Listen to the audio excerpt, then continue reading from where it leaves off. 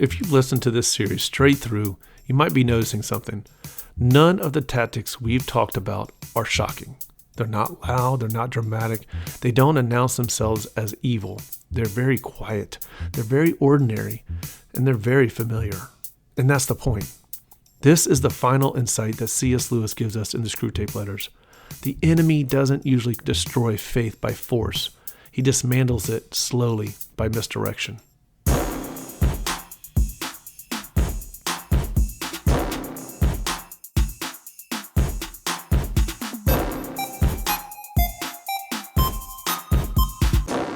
Look back at the tactics we've walked through.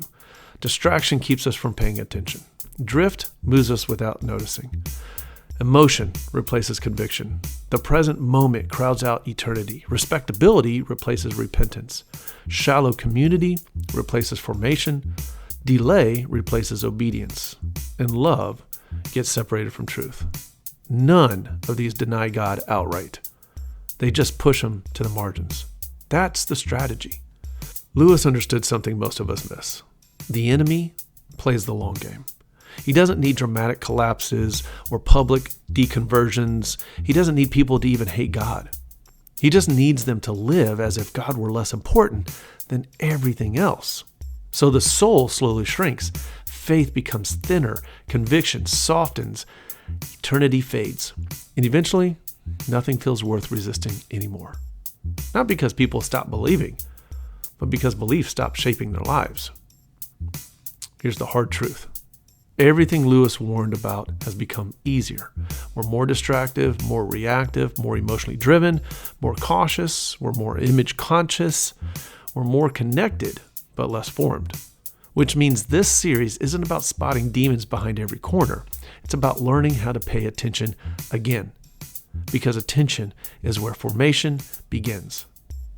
Lewis didn't write the Screwtape Letters to glorify evil.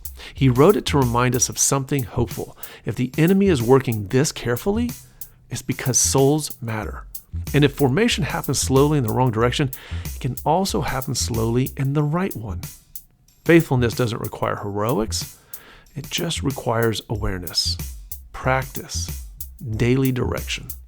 The same quiet habits that drift us away can be replaced with quiet habits that draw us back. So, what do we do with all this? Well, we don't need to panic. We don't need to be suspicious about everything. And we don't have to have fear. We respond with attention instead of distraction. We respond with direction instead of drift. We also respond with truth instead of sentiment. We respond with eternity instead of urgency and repentance instead of image. We respond with depth instead of surface and obedience instead of delay. And finally, we respond with love with a spine. None of that is flashy. All of it is powerful. One of the most important things Lewis ever taught us is this. The spiritual life isn't usually lost in moments of crisis, and it isn't usually sustained by moments of intensity. It's shaped by what we repeatedly give ourselves to, day after day, choice after choice, direction after direction. The enemy works quietly, but so does God, and grace is far more patient than evil. That brings us to the end of this Screwtape series. If these episodes helped you notice things you hadn't seen before, that's not paranoia, that's discernment. Share this series with someone who might need it. Leave a review wherever you're listening and make sure you subscribe so you don't miss what's coming next. And again, if you follow me on Substack, you can read the 4-part series with this episode series, The Quiet War for the Soul. Type in dannytippett.substack.com. Tippett is spelled Tippit, same backwards as forwards. Again, thanks for listening to It Makes Sense. Until next time, keep thinking clearly, living faithfully, and paying attention. God bless.